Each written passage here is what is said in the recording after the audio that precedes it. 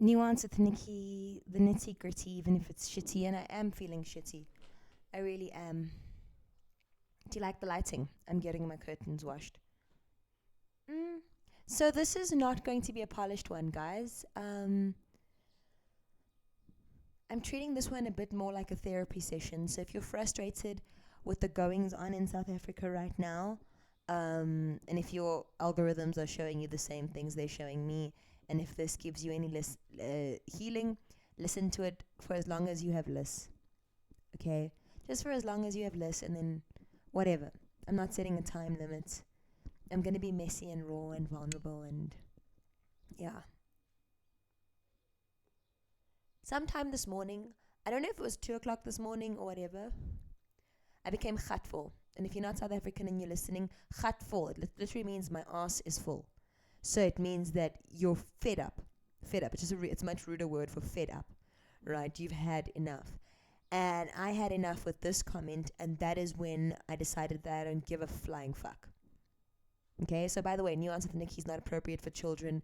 I talk about shit here that bothers me. When it bothers me, I talk about it here. Hence, you will see this. And you know what? I deserve a savannah. Wait, hang on. Why should I do any of this 100% sober? Wacha bikkie bokkie? Hey, tada! Now we're ready to have a geselskap, ne? Don't be shy, go get one too, yo. Near. So over here at Nuance with Nikki, you see I'm your sister. You see me here with my hair in every state. You see me waking up whatever time of the morning or the night to make a video when something bugs me. I'm ADD. When it bothers me, I deal with it, ne? So I'm your sister here. Here I don't show you my professional face. Here we're chilling in my house and having a conversation. Okay? Yeah, yeah.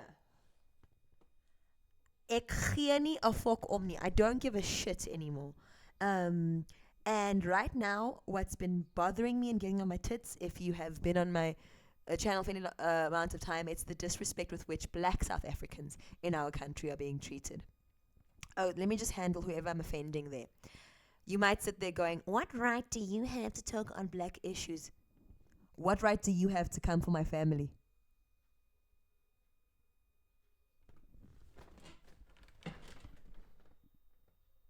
What right do you have? Huh? Because you guys want to call yourself blood when you have no blood relation to them. Nah? Draw a picture of my face. Draw it. Go get a pencil picture of my face. I know exactly how pale I am, but go and draw a picture of my face. And then go and draw any girl of Abantu heritage. Look at the cheekbones. Look here. Okay? Not that I'm asking for your permission. I've been told enough times I'm not African enough, I'm not white enough.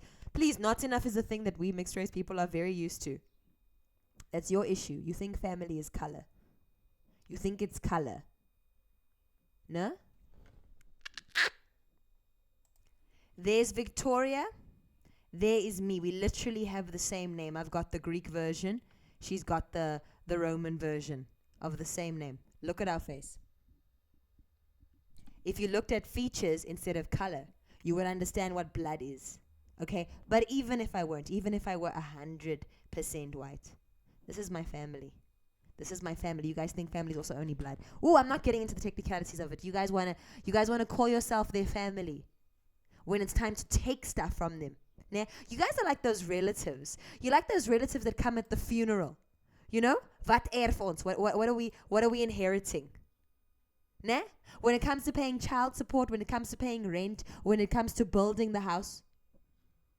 Unolikai vavas J. Where were you?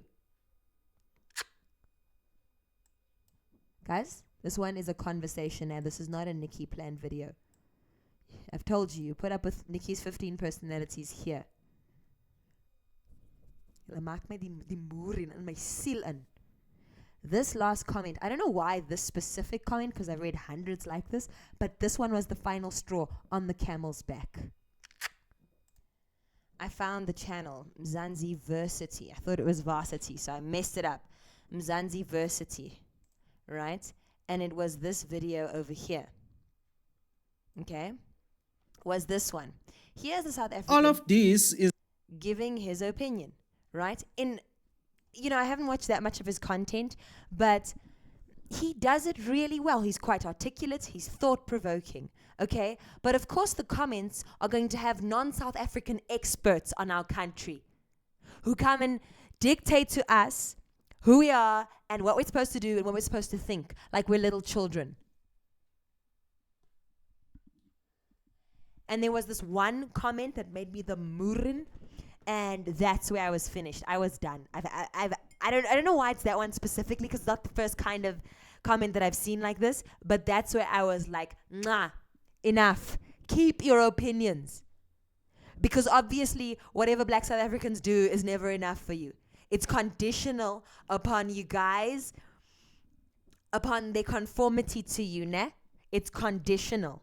You claim to be pro-Black while not respecting what they want in their home. Let's just assume that's the only people that you're going to be concerned about. Let's play within your thought exercise. Why are you not listening to them? Especially when objectively speaking, what they say very often makes more sense.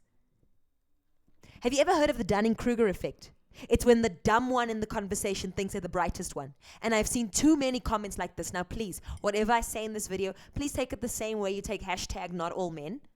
Okay? Hashtag not all foreigners. We've said that again, but there's going to be some cherry picker out there that's... Ooh, yarri.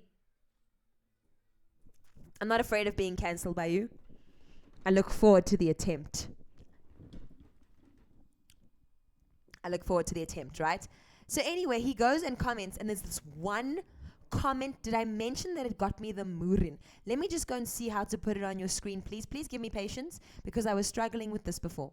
Okay, I think I've got to click on this. Ne? Then I must now click here.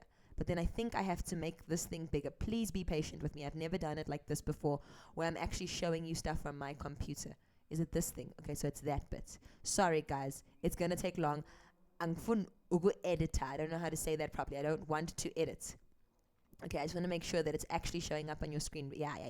Okay, I'm going to make it big. Let me read this to you. From day one, this nation was built excluding the vast majority of blacks, systematically resorting it. Okay, stop there. The vast majority of blacks systematically. Guys, thank you for telling us what we already know as South Africans. You are patronizing Black South Africans as if they didn't live their own history. They're the ones you learnt it from. Sit down. Okay? Where's the next? Right? Resorting it to comparing 30 years of independence with 300 years of slavery is funny. Number one, who was enslaved in this nation? Do you know who was enslaved in this nation? Let me tell you a thing about our black people.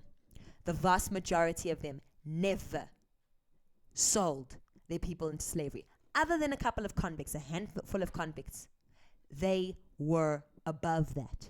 They don't fit the victim stereotype. The Khoisan, for example, fought for 50 years before being subjugated. Okay? The Zulus brought the British Army to its knees. They came to a gunfight with knives and won. Ne? The British had to then go to all the colonies around the world first and make sure the Zulus were outnumbered 5-1. Conventional wisdom says that an invading army should outnumber you 3 or 4-1. They made sure they had 5 because they didn't want to go through that. That was the Battle of Isandlwana. I've spoken about it on this channel before. There's a song by Johnny Clegg, called Impi. Go listen to it. They don't fit your victim narrative, and they were not traitors. Yes, they were eventually subjugated, but it wasn't like, they were not soft targets, okay? But who was enslaved in this nation? Who? Non-South Africans, tell me. Who? The colored people. The colored people. Eventually, when the Khoisan were subjugated, they were then turned into indentured laborers. And you guys don't know a damn thing about the Trans-Indian Ocean slave trade. A 2,000-year-long slave trade. It was only in European hands in the last 300 years, the most genetically diverse slave trade. That's where you get colored people from. a mixture of Khoisan, a mixture of black, a mixture of white, and the busiest coastline was South Africa's coastline. How the hell do you think the world has spices, sugar, etc., etc.? Then when the British abolished slavery, they brought Indians here. This had the largest group of Indians outside of India. Then they were indentured laborers, which functionally were enslaved, functionally, but not on paper. But same conditions. We don't call it slavery, we call it indentured labor. Okay? We see chattel slavery as different. Some of our ancestors didn't even get to go on a ship. They had to walk all the way from Mozambique down to Cape Town. That's the distance of walking chained on virgin land, plus past people who don't trust you. That's the distance of walking from the Hamptons down to the French Quarter in the United States. But you are almost now experts on our history. You know literally just the surface.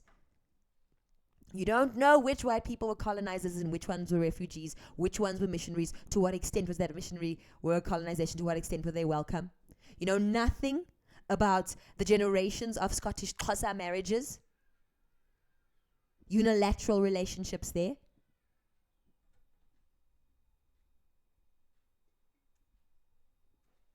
You know nothing about the true characterization of race in this country.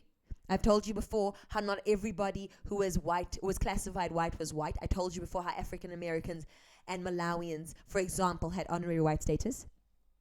Do you know that there are monoracial people that were adopted by the colored community? That there are grandmas and grandpas today that aren't technically mixed race, but they're colored. That's how they were raised, and that's what kept them safe. Okay? Do you know that there are people that are technically colored but grew up black, technically colored but grew up, etc., etc., etc., etc.? There's a technicality to it. You guys want to argue genes about nuances you know fuck all about. But okay, you're experts on our race, on our things, and you patronize our children.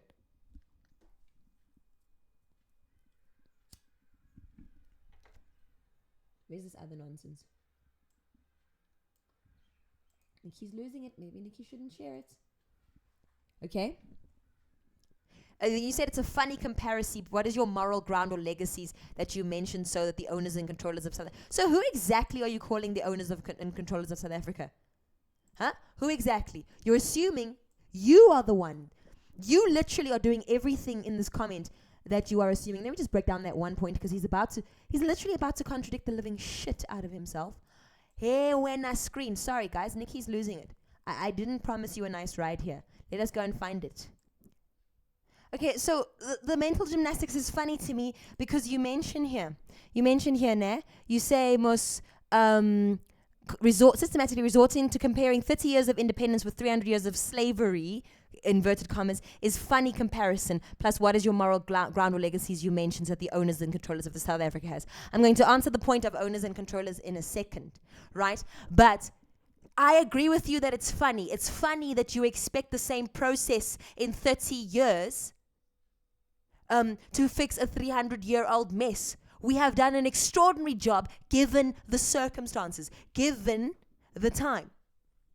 You speak of owners and controllers, and your basic assumption is that all the owners and controllers are white people. Now, a good majority of them are, which is a fact that you learn from the very black South Africans that you are patronizing, sir, or ma'am, or whatever they, them. Yesterday. How is it? Okay, here are my receipts. Please forgive me, I'm not used to this display capture thing. Okay?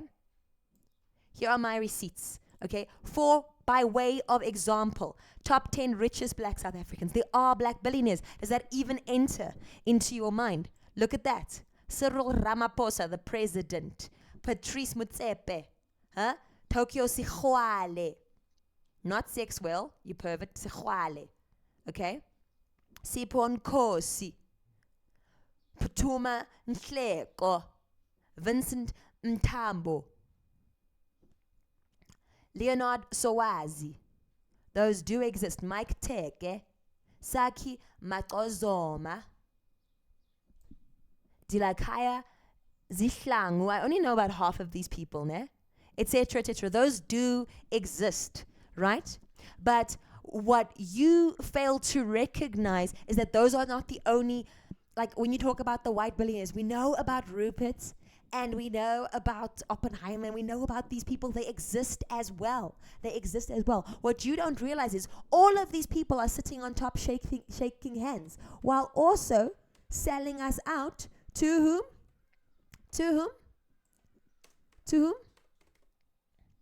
All of them. There's also a rainbow nation of people oppressing people at the bottom. And yes, these people have further. We were sold out to the Gupta family. The Gupta family.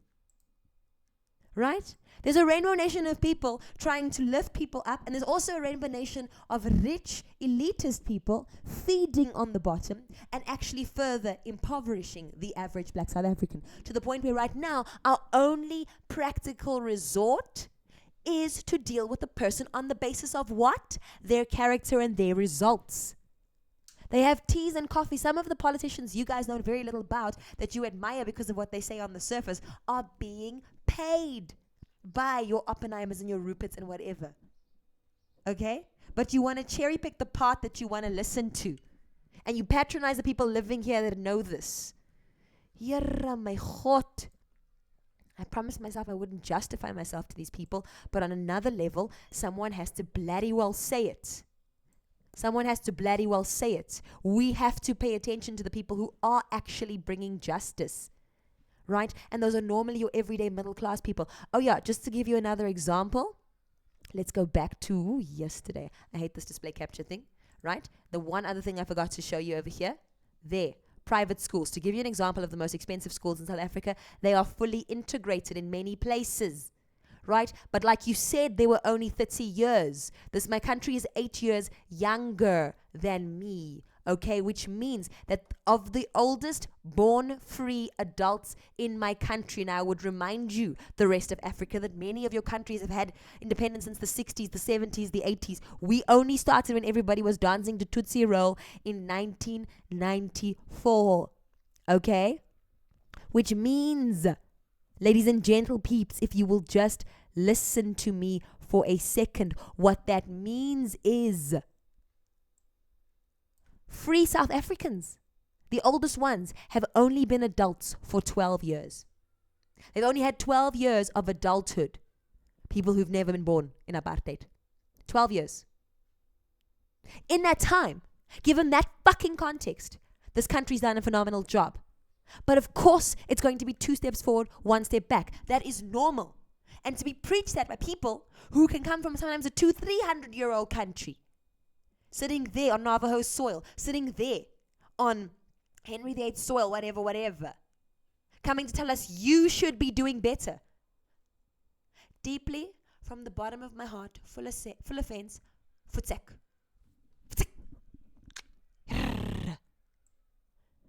Take your Western sense of moral superiority and shove it. Shove it where the sun don't shine. It's a delusion. Someone has to say it that plainly, because you guys don't hear us when we speak respectfully, nah? I will tell you who this is later, because you guys are thinking that we suck up to white people. This is going to be a South African dealing with this lady.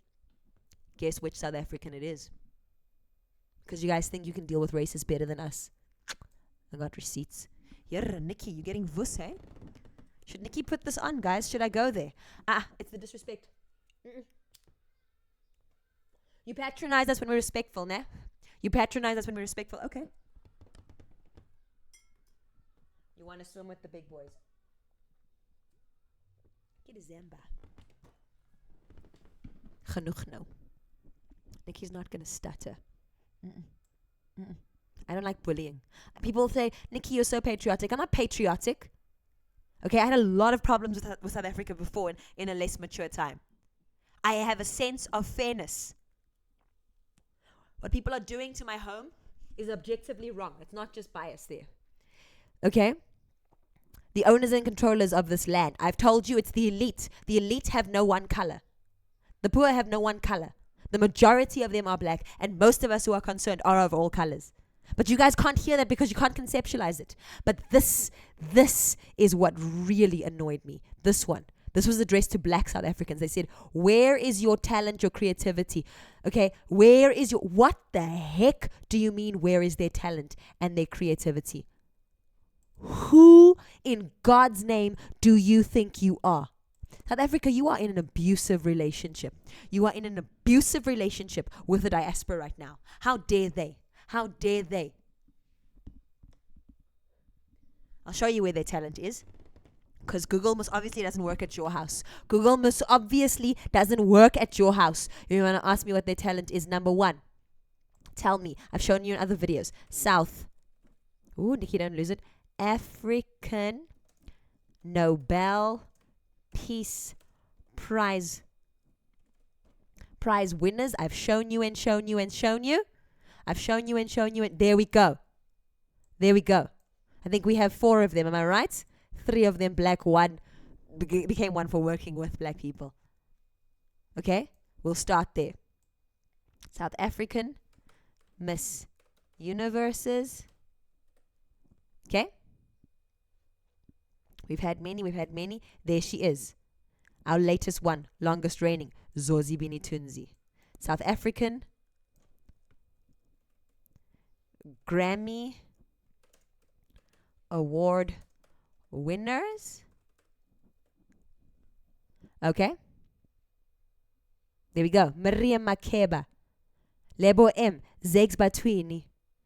Now stay focused, because the insult was directed towards black South Africans, but when you search South African this and this and that, you are going to see a rainbow nation of people coming. You are going to see different people of different colors. I'm not discounting our input there, but this was specifically coming for our black people.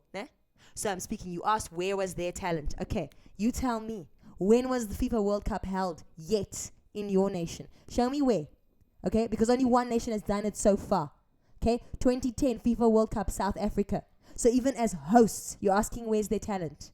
They were the first ones. Not until 20 years later will it be held in another country, that's Morocco, and it's going to be a co-host. A co-host. South Africa so far has only been the only African country with considered to have the talent to host it.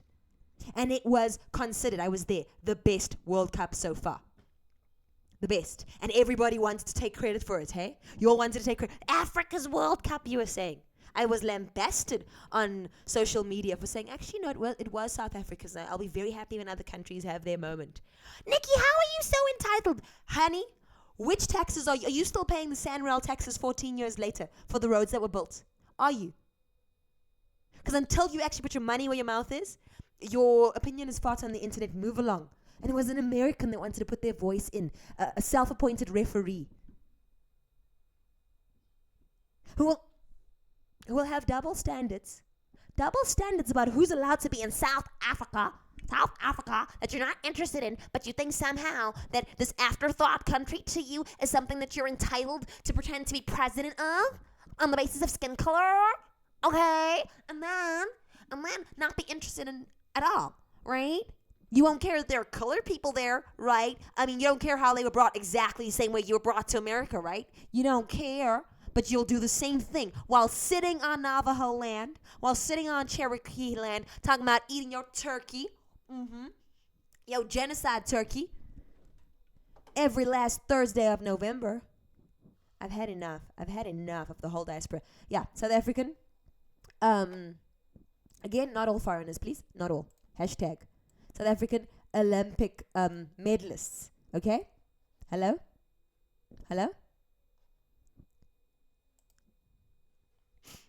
What else am I doing?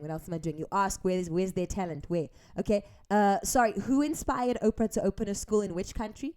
Who inspired it? She could have opened it anywhere with her money, right? Any country. Who inspired her? Who? Millennial South Africans, I believe. Yeah, 2007.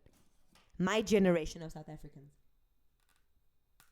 Most likely, she was encouraged by our vision. We've actually had a vision for this nation since we desegregated our own classes as millennials.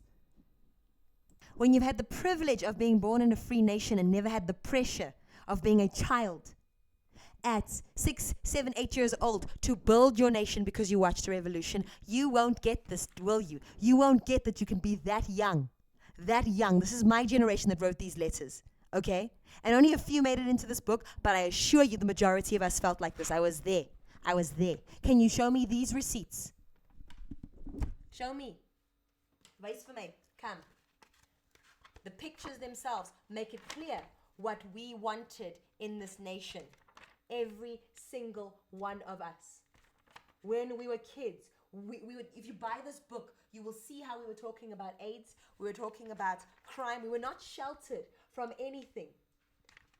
Right? This is not wokeness. Long before there were any things like hashtags, we decided, we knew how evil something like apartheid and hatred and non-forgiveness and all of that felt, and we decided, we as kids knew better than you do what we wanted for our nation. And perhaps that is why the universe, God, Hare Krishna, Muhammad, whatever it was that blessed us with this nation, gave us the blessing of the world's most beautiful nation so that we could be protectors of it, not you. Because you continually insist on trying to reduce such a beautiful nation to your small idea of what South Africa would be, instead of having the sense to adjust your small mindset into the beauty of what South African is. Because none of you realize, none of you can even conceptualize that maybe you can learn something from a South African.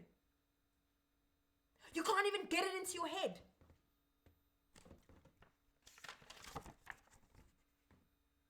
I have seen a video of a Somalian immigrant to America. I can tell from her features she's Somalian, sitting there in her hijab on Donald Trump's soil, on Joe Biden's soil, more concerned with who we chose for a beauty pageant contestant than she is for the fact, in her American accent, that her tax dollars are going to do and what? She has much more important things to do. But would she listen to us? No. She will sit there and be okay that Devereaux is an American surname, but have a problem with LaRue. That's been here for hundreds of years. The same way Devereaux got there. The same way. When I Google the word American beauties, there's about one girl there that I believe is a Native American. I'm not even sure about that girl. Perhaps she is. But you guys have no problem with this. You understand that colonialism happened. You understand that cruelty happened. You still celebrate it. You still celebrate it and give thanks for it every November. Right? While the Native Americans are going through Trail of Tears. You trivialize South Africa's work, and the indigenous here have said, you know what? We had the opportunity. We had the opportunity and the ability to chase them away. We had the opportunity and the ability to have a war and murder, but we were just too exhausted to do that. We wanted to try something new, something revolutionary that nobody else had done. And then you still take the moral high ground. When I search for Australian beauties, how many of these girls are Aborigine? What percentage? You accept her as an Australian beauty. New Zealand, show me the Maoris here. Show me what percentage. Okay? And yes, there is some inclusivity, but they're in the vast minority. South Africa's ratio is much bigger than that. Incredibly bigger. Much bigger. Okay? And yet you take the moral high ground when you have your own doors to sweep in front of. Because you fetishize my nation, and you think it's your whipping boy when it's time, and you literally think that you'll come here, and you think that you will immigrate to America, you'll immigrate to Britain, you'll immigrate to the UK, you'll give all your documents, you'll give them your best. But here, you must be served like a waiter on the basis of skin color, not on the basis of law. You want infrastructure, you want the benefit of all the infrastructure, but none of the input. That's what your problem is with black South Africans. Right? That's your problem. Your real problem. And they've done diversity incredibly well. And yes, circles around you. Circles around you. Circles. In only 3 decades. On the question of black talent in my country. Okay, never mind their talent or what they did themselves. Well, how about what they've inspired other people to do the best in the world? Sarafina, our most popular musical, who starred in it in 1992. Have a look-see there. Make sure that you're paying attention. Nelson Mandela movies. He has been played by everybody from Morgan Freeman. I think, do we have Idris Elba as well? And I can't remember who else. Right? Mandela movies, Nelson Mandela, Winnie Mandela the movie. Look at that. She wasn't even asked permission for this. Nobody respected her enough to ask permission for this. And when you guys come and make movies about our people, you will respect Britain as Americans and learn a British accent. You will respect America as Australians and Britons and learn an American accent and this and that and the other thing. Not one of you has nailed the South African accent. The only person that paid South Africa respect was Lupita Nyong'o, where she would phone Trevor Noah time and time again to make sure that for Black Panther, she got the Xhosa pronunciation right. She treated us with dignity and respect, which you get spades of when you come here. But your only response has been to spit in the face of it and to demonize people who have given you nothing but kindness. Well, now you're getting what you're giving. But you're going to get it with thought and with actual basis. Escape to Pretoria. South Africans, inspiring that. Okay, Cry the Beloved Country, South Africa's most famous novel, James Earl Jones. You want to ask where our talent is, not just within ourselves, but within our ability to inspire other people. Particularly, I made sure the majority, I can't make sure that it's all, because we are a diverse nation and happy about that. We are not your wet dream, as I've said again, about what Africa should be. Our idea of South Africa is much better than your lazy ideas. Much better. Now have the sense to recognize that, have the sense to learn from us, because there are governments that hire South Africans to take them through a truth and reconciliation process. Ours was not perfect. Do you know why? Because when people do the first thing, it's not perfect. What else does this patronizing poop say? Let me just actually make myself small. Make myself small so we can listen to this nonsense that made me snap. Okay? Then it says, no one hates decent, selflessly serving leader regarding color or race. That's exactly what South Africans are saying. Now you're acting like it was your homework. We're saying it with our actions. Don't patronize us. But what is your justification? Our justification is that we know better how to be South African than you. What is your justification for questioning us on how we run our home? It's not just obsessed with some beliefs blacks can't lead, they are corrupt, greedy. That is you that are saying it. Otherwise, why would you flock here? This is undermining yourself. You are undermining South Africans as an African. We are all survivors of brutality, colonization. Yes, we know we passed matric. Okay? We passed. Do I have to go show you receipts of how much we have to go learn? Go search it for yourself. You have Google, don't you? You have Google at home. Go and search it on sahistory.org and you will see, .org.za. You will see how much we have learned about the rest of the diaspora. You should see just the poems I have to teach my kids. Just the poems from all across the diaspora. Due to these vicious predators, again, vicious predators, they backed off. They backed off. The majority, we'll talk about that in a second. The predators right now are the people who come to South Africa, want to have things their way, and have made no-go zones for South Africans. South Africans cannot go to the same place. The same black South Africans who cannot go to places they weren't allowed to because of a curfew once called White by Night can now no longer go to Little Lagos. They can no longer go to the Somalian bloc. Same thing. It is an apartheid system. It's the same thing. But you want to whitewash it. Oh, sorry, blackwash it. This brutality is carrying on in the form of neo-colonialism, absolutely, but the neo-colonialists are people who have money, which I've just demonstrated to you, happen to be a rainbow as well. Sanctions, coercion, meddling, we know. You need to walk up from your deep ignorance and make a more sound and intelligent conversations. What gets to me is that he was posting, or she or it was posting on a deeply intelligent conversation that was happening and deluding him or herself that they were the one with the intelligent position. Where was it? This one. By this dude over here. It was a profoundly deep and intelligent take.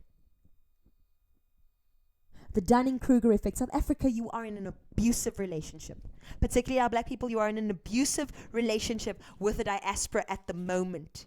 who wants to claim brotherhood on their terms. I'm going to break it down for you now. I'm going to break it down. Give me a second to breathe. I'm shaking out of fury. Give me a second to breathe. It was an incredibly intelligent take. And you guys preach to us who sit here listening to stories in the living room from actual anti-apartheid activists who happen to be our aunties, our uncles, our moms, our dads, that we run into in the street. African countries who were helping during the struggle didn't really understand, and that is forgiving instead of seeking revenge. Why would black South Africans forgive the white man who was oppressing them? How can South Africans live with these people? Those were just some of the questions that most African countries were asking themselves back then. Black South Africans take power and run the country. African countries were happy about that because finally South Africa is now under the leadership of black people. Fast forward 2024. This year we had our national elections and the Black Party, the ANC, lost the majority vote. They lost the majority vote because they failed to live up to the promises that they made to the people of South Africa. So he explains not just what he thinks, he explains our experience as South Africans, and he also then goes on to explain exactly what You guys are thinking, because here's a little news flash. It's not that complex. Your opinions aren't actually that interesting. You have nothing new to say. And then in that same comment section, when someone said, they mentioned that they would actually get along better with a Boer than with someone who wants to take advantage of them from African, the first thing people said was, you are not African. South Africans, that's why I'm saying it's an abusive relationship. Let's look at the dynamics of this abusive relationship, okay? If I don't get back to it, let's talk about that point. That attack is called an ad hominem attack. Ad hominem. It means to the man. The point of an ad hominem attack is to make someone doubt their own perceptions, make someone doubt who they are. So when someone asks you, who the hell do you think you are, who the hell are you, that is an ad hominem attack. They're not listening to what you're saying and the basis and substance of what you're saying, they attack you instead. That is one of the tactics of an ad hominem attack. The other one is called triangulation. Triangulation. You make a triangle, it works something like this. I'll go, hey, refilwe. Bruh, I really don't like how Temba talks about you there. Let me rather not say. Ooh. Temba, did you see what Refilwe did there? Temba, Refilwe, yeah, I don't like how she treats you, hey? Yeah, maybe you didn't notice it, but. So now, when Temba and Refilwe react, I'm actually the puppet master. I'm in the background, right? And I'm creating a triangle, and then, like a triangle, right? And I'm at the top of the triangle, and they're fighting each other. That's triangulation. The African diaspora is trying to do that with us as South Africans. The ANC successfully did that with us as South Africans. Heck, the Stellenbosch Mafia. All of them trying to do that with us. Okay, so let's have a look. Let's have a look at this abusive relationship. Some of the rhetoric around us as South Africans. I showed you, what's his name? The leech, ne? You know that guy, I think he's Mozambican, the one that's like, oh, shame. Oh, waitering jobs just aren't for South Africans. I showed you that one, ne? Check out this one. Have a look at how you are spoken to. Where was it? I want to get to this one as well. It was somewhere here. You must go and tell your government to give you RDP. You come here and demand RDP. These are attacks. You must never be arrogant here. You are not going to be arrogant. Yes, yes. People demanding RDP houses. I've shown you that before in one of my videos before. How a Somalian came to demand an RDP house that is specifically to correct the wrongs of apartheid, right? Specifically, as I understand it, for black South Africans, right? And he goes, is Africa this country? Republic of South. He left out 3 of the 4 words. Republic of South Africa. Ne? Okay, let's listen to this nonsense. Even if we leave all this tuck shop for you guys, you will never work like us. You will never work like us, he says, to the people who invented spaza shops. Those were black South Africans. They invented spaza shops. It was an anti-apartheid measure. Never. That's one thing. Another thing, you will never support each other. You will never support each other. Trying to make you doubt yourself. You will never support each other, says the expert on South Africa. His Royal Highness the expert said that you will never support South Africa. You will never support each other. What the heck is this? What the heck is this? Now I want to make it clear, when you take your spaza shops back, we will have a bit of a regression because that's the normal process of moving forward. But our comeback game has never been weak. Our comeback game has never been weak. We came back from all of that crap by 2023. We came back and we're standing. Okay? They're saying that you won't stand together. I have seen you, South Africa, pull each other out of floods. I've seen you make human chains. I've seen you do that. I've shown footage on my channel of that. I can't now be doing all the same homework again for people who can't Google but can wax eloquent and preach. There, Pimville, Soweto. You will never support each other. What are you doing when you're going into the townships together, when the women are going in together? Mbokodo is going in together to those townships that he says we will never support each other in. Another part of an abusive relationship, so men, open your ears, because this is what it feels like to be a woman. What's happening in South Africa is a lot about what it feels like to be a woman, and I know there are women that do this too. And monoracial people, this is what it feels like to be mixed race. I'm going to explain it to you. Yeah, it is when, let's talk about the mixed race nuance, okay? It is when someone sees you as both black and white at the same time. So when it's time to blame somebody, for example, what white people did, you're a soft target. They might not go and say that to an actual white person. You're seen as kind of lower, just white enough to be deserving of it, but just black enough to be worthy. So you're the punching bag. Nah? That's South Africa today. You're feeling what it's like to be colored. That's what it was like being a colored teenager. There's another colored boy I want to go tell off about what he did and said, because we were the buffer race. That was a creation. And every time you do that to colored people, you're falling for it. Nah? In terms of an abusive relationship also, people pretend, the one that's the problem projects onto you and pretends you're the problem. So when someone cheats on you, what they do is they act as if you're the one who sluts. And then you have these promises like, I'm not gonna have male friends because you don't have female friends, those kinds of things, nah? I've watched as my cousin beat up his wife, saying she's cheating. Who died from cheating things? Who's in the grave now?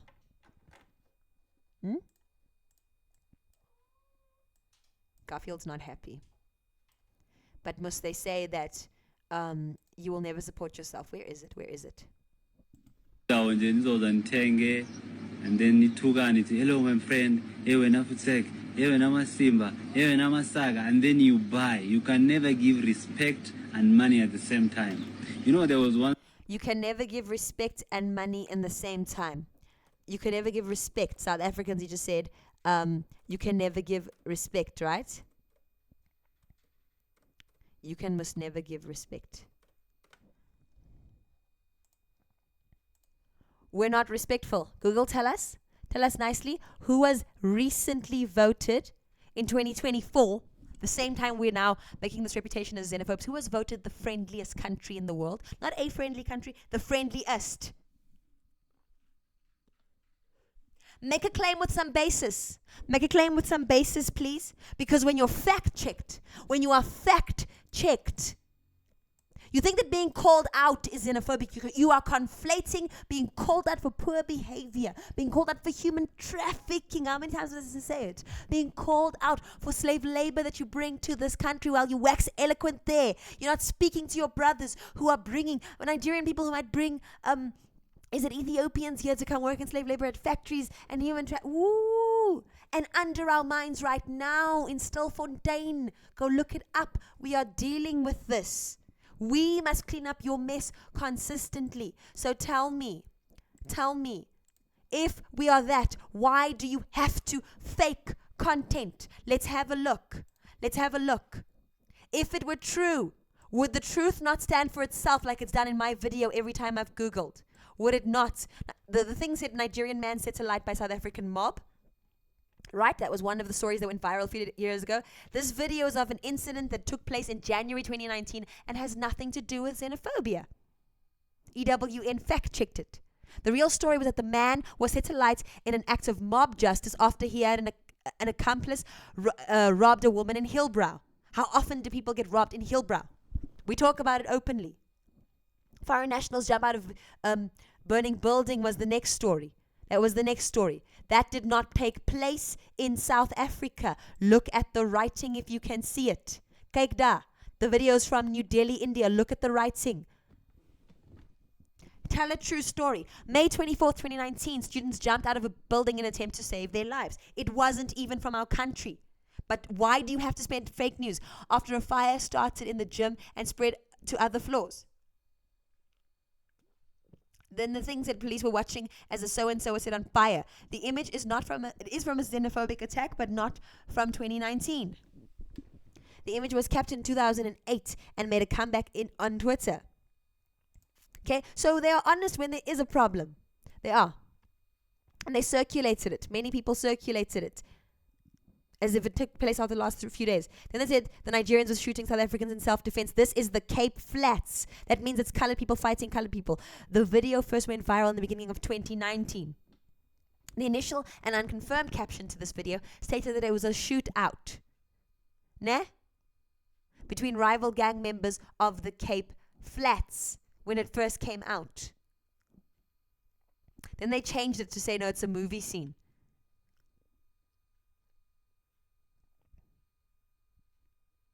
So it's not completely verified, but it's not part of the xenophobic attacks. Those are the South Africans. There. Bushies.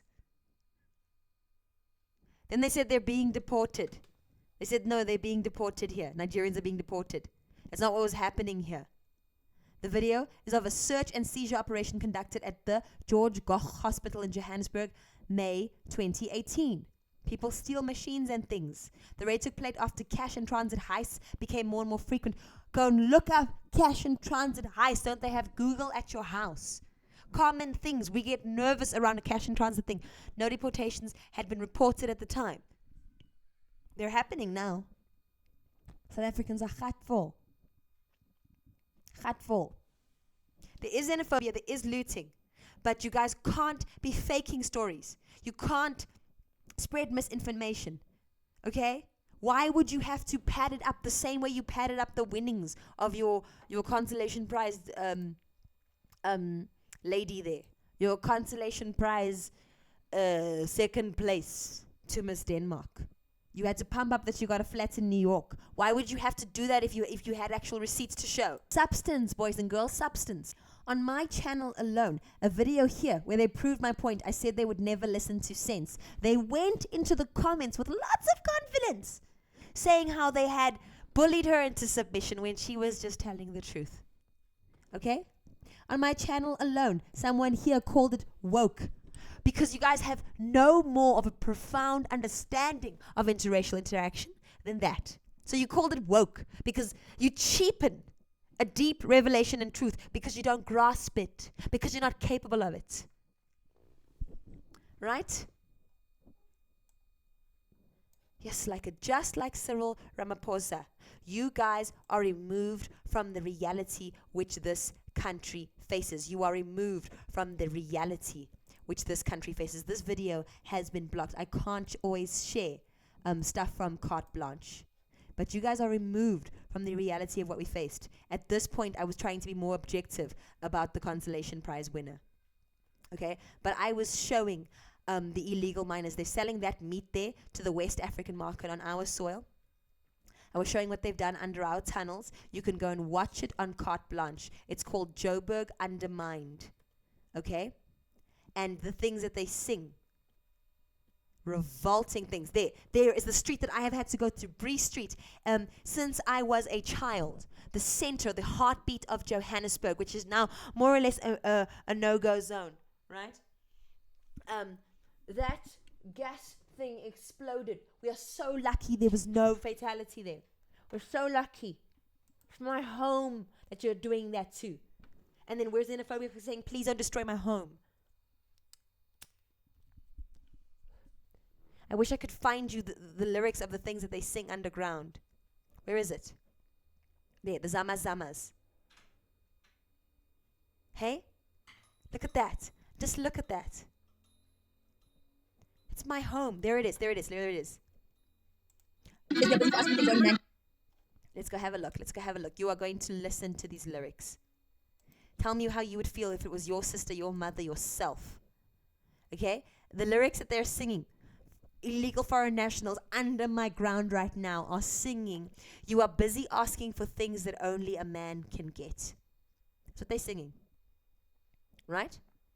I'm talking of the child of, what is that?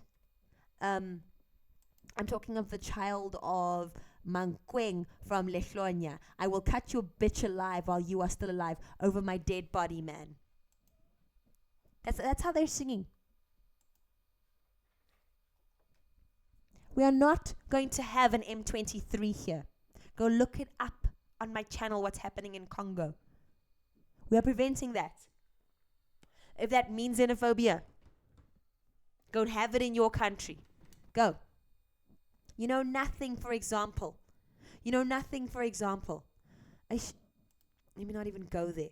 You know nothing, for example, of how the paranoia of what the paranoia around race has cost us. You guys want us to come from a spirit of fear.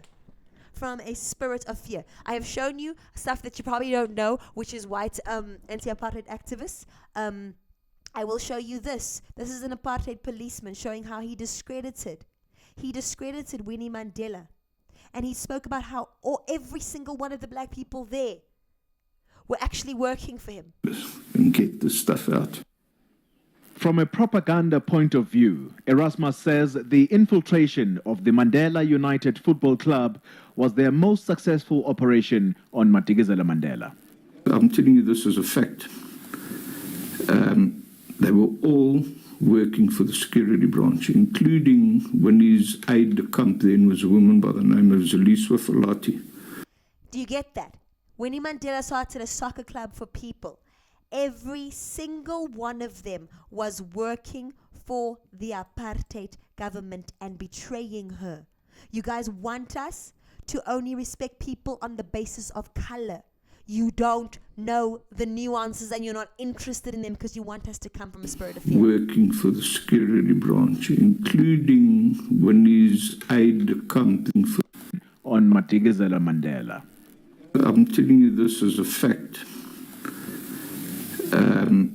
They were all working for the security branch, including when his aide-de-camp then was a woman by the name of Zeliswa.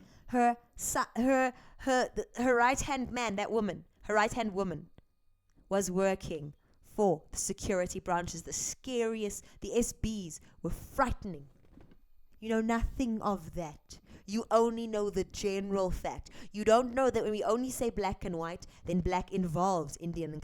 you're not ready for adult conversations. In the meantime, paranoia around race. Our president, Mbeki, our second democratically elected president, Mbeki, refused to believe that HIV causes AIDS. He believed that it was just a thing that white people made up about black people. He was coming from a spirit of fear. The spirit of fear you want us to go into. And this little boy was asking, can you give ARVs? He died at 12. Can you please give ARVs to mothers dying of AIDS? His parents, his adopted mom ran a house. And then, listen to him. We are normal. We are human beings. We can walk. We can talk. We are deep, just like everyone else. We are all the same. In a spirit of fear around blackness and whiteness, our president and his whole cabinet walked out of that. But it's not you that had to sit at Nkosi Johnson's bed when he died. It is not you that had to sit at this deathbed with this HIV AIDS positive child. It is the South Africans that you dare to call stupid. The South Africans that you patronize. It is not you that had to say goodbye and smile bravely. The ones you know better than, right? It is not you in the trenches. When South Africa was unwilling to talk about AIDS because of the stigma around race, it was not you that had to watch this little boy and his mom, his adopted mom, bravely destigmatize it. It was not you.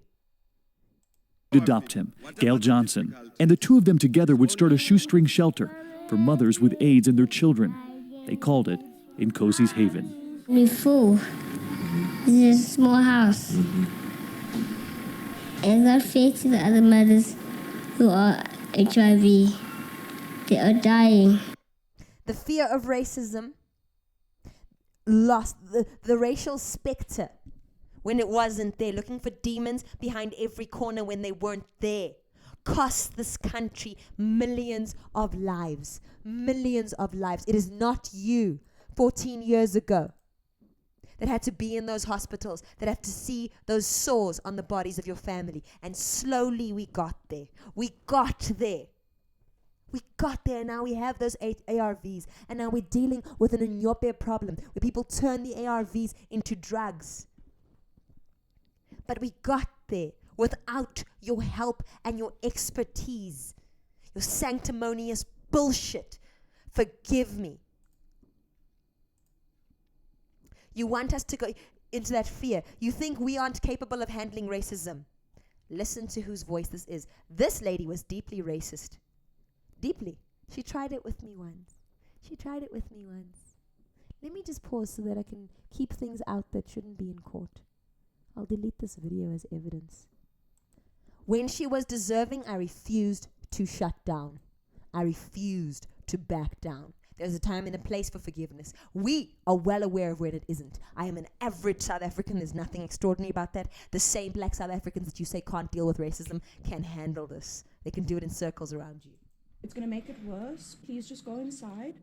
Arrogant, playing madam. No. Yes, you are. No. You're arrogant and you have no leg to stand on. I never want to look in your face again. Absolutely go bullshit. Nikki, you're the one who's absolutely wrong.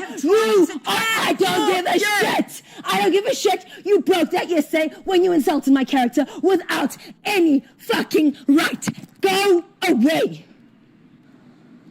Leave with your delusions of being a madam. Go. You see that?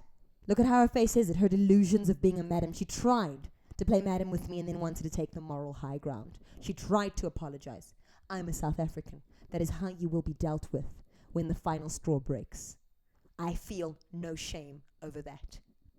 But when I stand up for white people who aren't like that, it is on the basis of their character. I speak as a South African. We do not require your assistance. We will let you know. You mistake us for weak. We can handle our business. But there is a reason we told the ANC to go away. You have no idea, know-it-alls. Hambani means go away. All of you get out.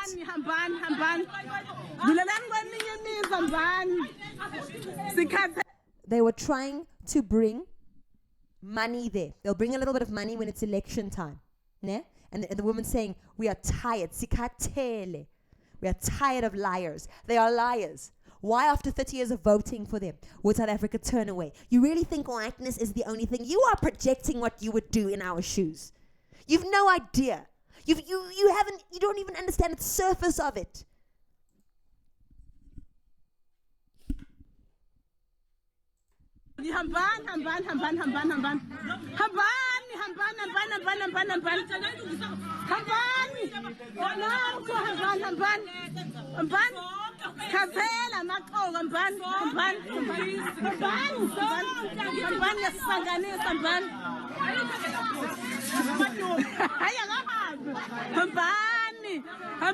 Look at the squalor they're still living in. You don't see the rubbish, the trash flying around in the townships today because there's no refuge collection when they could use our youth to fix it. There are no real corridors to freedom. All they've done is the Ria Vaya buses. Do you even know what corridors to freedom are? Do you even know? You are removed from reality. And as far as I'm concerned, unless you can follow our laws and keep your promises, hambani, hambani, hambani, hambani, sikhathele, hambani, hambani. You're removed from reality. Because you are removed from reality that the rest of us face. This is what they're feeding us. You eat it. You eat it. Eat it. This is what they're feeding us. We must be called xenophobic. We must eat this instead. This is what you're feeding us. Because you are removed from reality that the rest of us face. Okay. Yes, you can open even that one. Yes, thank you, thank you. Yes, this is what I wanted to see. Don't worry, don't answer that phone. I'm still busy here. I'm still busy. Okay. Just want to see this one. That is the cost of not being quote-unquote xenophobic. We'll take the label. We'll take it. Here is what I know. You are fighting a fight we've won on our behalf. But what we know as South Africans is that here is what racial retaliation looks like and felt like in the decade I was born. Here's what it looks like and feels like. It was a terribly violent country. Brutal undercurrents flowed through the cultures of both races. It wasn't just apartheid that brought them to the surface. In Soweto, 25 domestic murders a weekend were routine. We no longer choose that in spite of your opinion. We no longer choose that. That is what racial retaliation looks like and feels like. But here's what I also know. As a child of the soil of sunny South Africa, here is what racial unity that you're so afraid of looks like and feels like. You're not taking it away from us. You're not. If you are willing and able, wherever you are, please stand and rise right now for what was voted the world's most beautiful anthem. The only anthem sung in 5 languages, the only anthem to have a tonal change. The national anthem, voted by hundreds of people around the world, hundreds of countries. The most beautiful for its power to transform a nation. The national anthem of the land of contrast, the birthplace of humanity, the rainbow nation, sunny South Africa, and what we call, what we've been trusted with as our home. Because our love for South Africa is deeper than our hatred for each other. And if you can't understand that, it sounds like a you problem. Put your hand on your heart, South Africans, wherever you are. I will join you. I want my video capture. Where is it?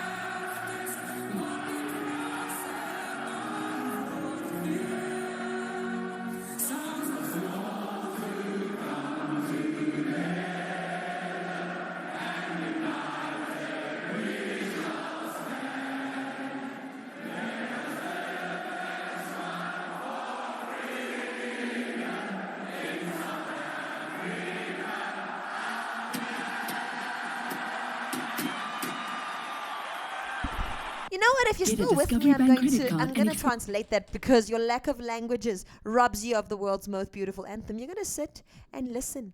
You have the option, Mus, of stopping the video here, but there are some of you that are interested and actually have eyes. Maybe there's one of you. I'm going to translate it for you so you can hear the beauty that you've been robbed of by not being South African. In Xhosa, God bless Africa.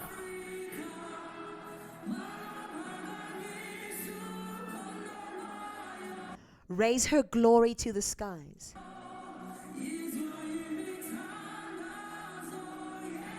In isiZulu, hear our prayers.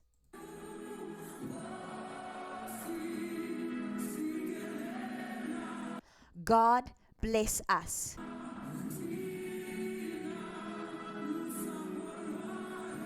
Us, your children. Now, I believe it's Sesotho or Setswana. I get those two languages confused. I want to say Sesotho.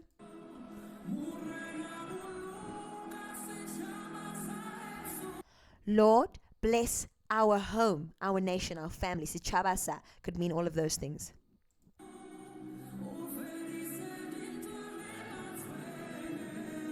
End all the fighting and the strife.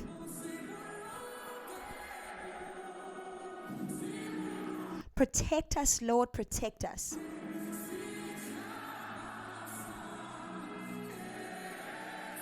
The nation of our home.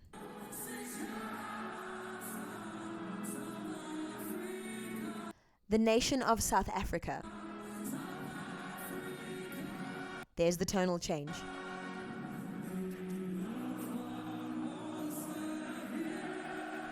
In Afrikaans, from the blue of our heavens. From the depths of our seas.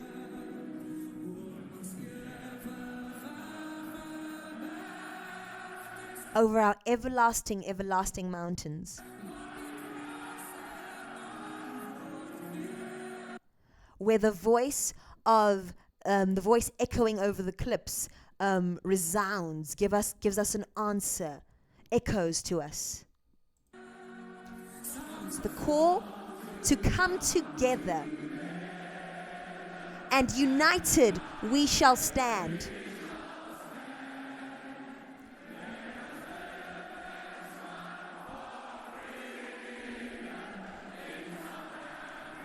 In South Africa, by the way, let's go back there. It says there, hulle weet nie wat ons weet nie. It means they don't know what we know.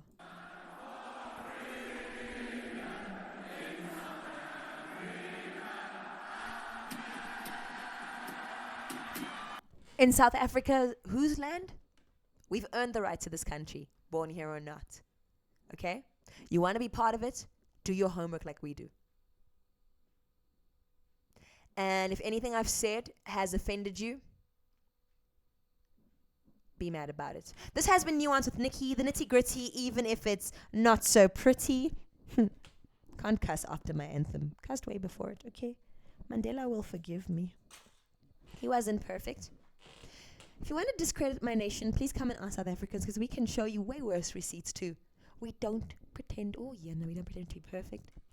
But on that topic of you guys saying, where's Black South African talent? This anthem is not just the anthem of South Africans. It was written by a Black South African, okay? But has become the anthem of many nations. Who copied it? You're asking, where's their talent? Even to the anthem. I've shown you sports. I've shown you entertainment. I've shown you politics, Nobel Peace Prize warriors. There are doctors, there are nurses, there are policemen, excuse my grammar there.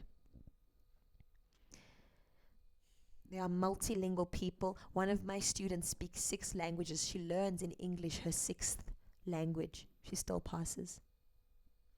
You don't know what we know. You don't want to see the beauty. No matter what has happened in the past, we chose to be together. We chose peace and we chose unity, and not all of us are perfect. We chose this. If you don't like it, that says more about you than it says about us. Black people in my country are not your toys. They are not your bitches. My country is not your bitch. that you want to fetishize, nah? Because you like the Western infrastructure, but you'd like control of it, but you don't want to know how to handle it, right? And but you don't want to go and build it in your country, and you don't give the black people in my country credit for building it. It was black hands that built it, right? Western hands that designed it. Collaboration, yes, under very difficult circumstances. Unlike where? Were you not colonized? If we are speaking here in Queen Elizabeth's English, are you not colonized? But you'll stand there, bruv, on Henry VIII's soil. You'll stand there on Henry VIII's soil, speaking in this accent over here, speaking with Sid's accent, yeah? Arguing about how our nation has to have only people that you consider indigenous, according to your thing. Then you'll watch movies, yeah? You'll all go and you'll watch, like, all these movies, right? With Becky's and all of them. I don't mean to trivialize your pain. It's just, we know about it, right? But you'll watch all of that. You'll like their posts while not caring what's happening on Lakota land in the reses. I don't see your hands getting dirty actually helping. I see a rainbow nation of hands with gift of the givers going to feed people here. I see Mr. Mai, a white man, paying for Siya Kolisi's education so that he would become the first back-to-back World Cup champion. You consider us idiots. You come with your Western sense of moral superiority. You come with your pseudo-Africanism. We're cool with Africanism, but you come with your pseudo-Africanism. You come with notions of being pro-black when it is black South Africans, by the way, who created black consciousness. Steve Biko, do you even know who he is? You don't think of him as worthy to Google. You want to piggy bank and pretend you went through an apartheid you didn't go through. You want to talk about how colored people and Indian people had privilege over black people when you don't realize that you did too when you had honorary white status. Now you had privilege over Indian and colored people too. You will talk about Tyla treating Hallie as the help when there's never been a precedent. Never in history has there been a precedent for a colored South African making a black American a house servant, because whatever the issues, black Americans have American privilege off American soil. But there have been precedents, there have been situations in which it was entirely possible that colored South Africans, the longest serving domestic workers in this country since the slave days, could likely have been the maid of a black American. I could be the domestic worker of a black American. I don't know if I said slaves, I meant domestic worker. Okay, I'm sorry if I misspoke. But you want to come and teach us who've built it. Suddenly, once it's built, you want to come and teach us how it's supposed to be built. If you are still with me, you need a reminder.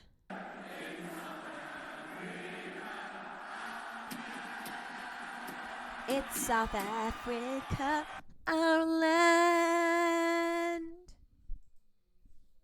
Ciao for now.